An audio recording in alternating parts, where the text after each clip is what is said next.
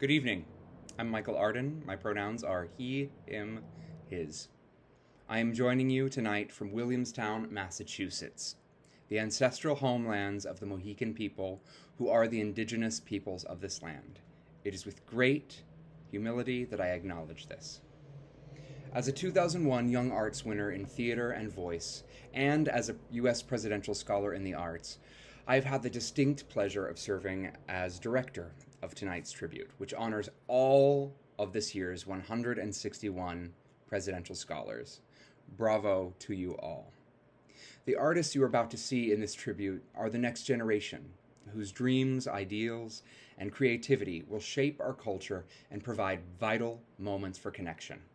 Look out for them. They are young, but they have the power to radically transform how we experience the world. Normally, we would all be gathered in our nation's capital to salute you incredibly gifted people. However, COVID seemed to have had other plans for us all.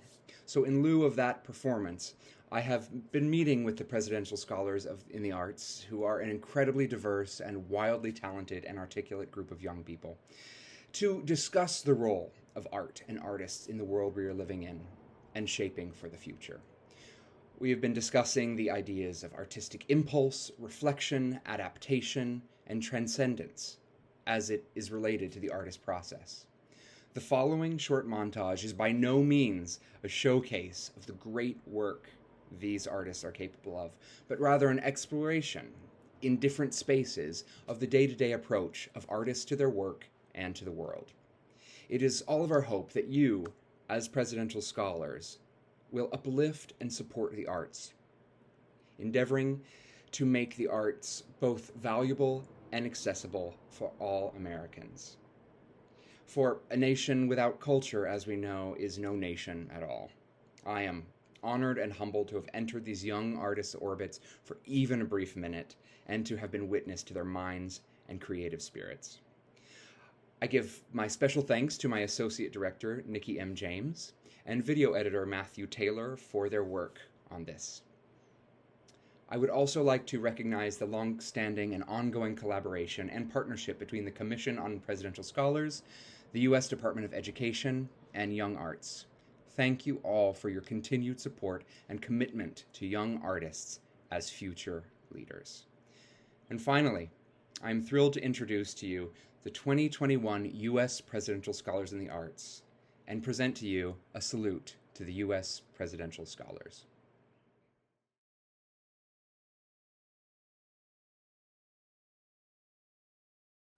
Hello. So these are the flowers.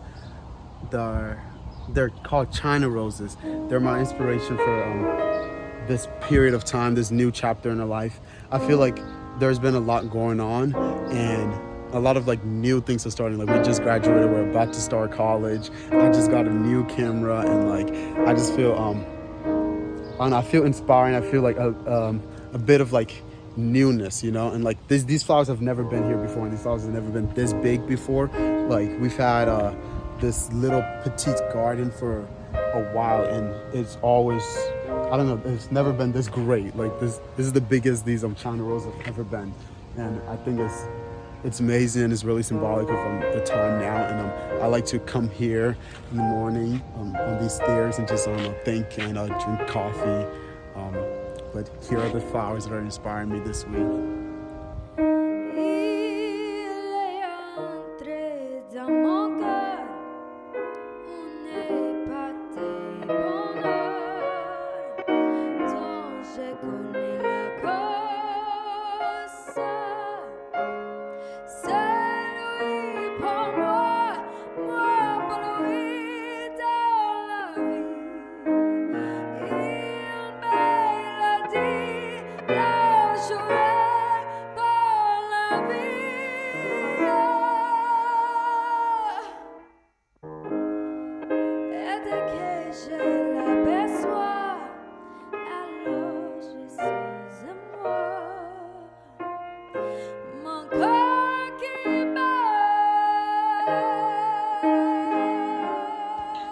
Roses made me think about new beginnings, specifically for myself as an artist. I'm a digital designer, so everything I do is on my laptop, but I have very limited experience with traditional drawing. I'm just such a perfectionist, and drawing is so freeform, and that intimidates me. But I thought it could be nice to just sit down, relax, draw some flowers, and instead of worrying about the final outcome, I'm just going to enjoy the process and stop to smell the roses, if you will. I'm often brought back to the idea of the circularity of poetry and how it appears in opera and in music, but also how that informs my own work, my own poems. And so this dialogue of roses, it makes me think about the circularity of my own writing in everything that I do artistically.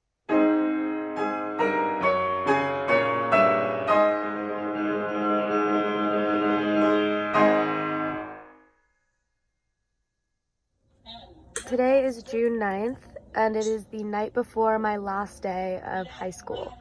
And so I'm just reflecting, both in the mirror and mentally, just about that, because it's first hitting me now. And it is both a terrifying, nerve-wracking feeling, and also I feel like I've accomplished something great just because I've been in school for as long as I can remember.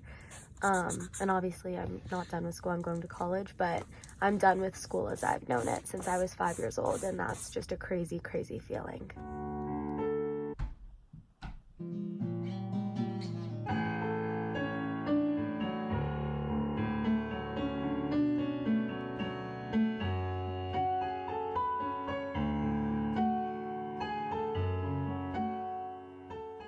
For me, inspiration comes from connection. The simplest moments, the feeling of cool nail polish going onto skin, bleeding over the edges, someplace where words are muffled.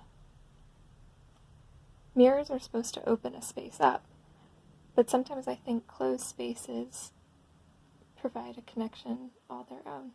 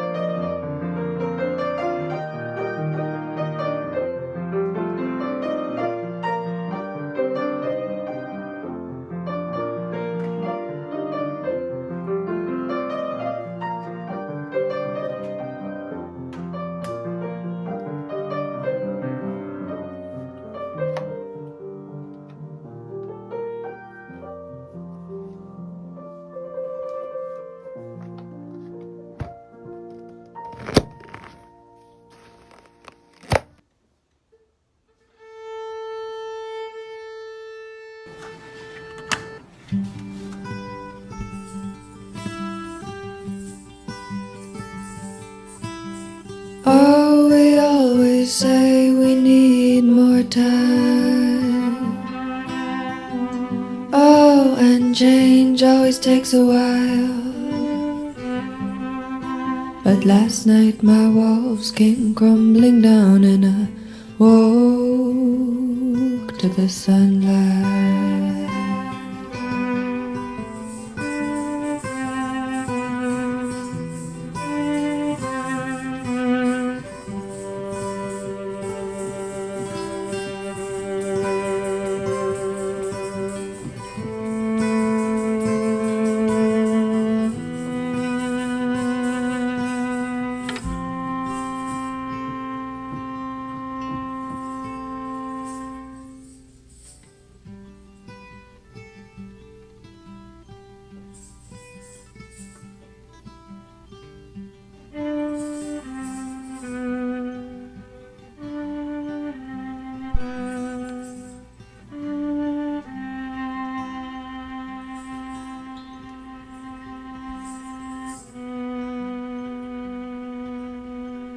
What does this flag stand for? Is it a famine and war? Is it the pain we ignore, or something different? Through laws and resolutions, have we found real solutions? Maybe making it better is our mission. If Congress is making rules, I'll be in that room. I'm stepping into the world and out of the classroom. I pledge allegiance to a brighter day. I'm making changes, doing it my way. Raising my voice even if no one's listening. I'm learning what it means to be a citizen. 'Cause my country, 'tis of thee. What I make it to be. Land of the truly free if we fight for it. This Constitution is ours to amend. We can make a new era bloom if we step into the world and out of the classroom. I pledge allegiance to a brighter day, making changes, doing it our way. Raising my voice even if no one's listening, learning what it means to be a citizen, becoming a better kind of citizen.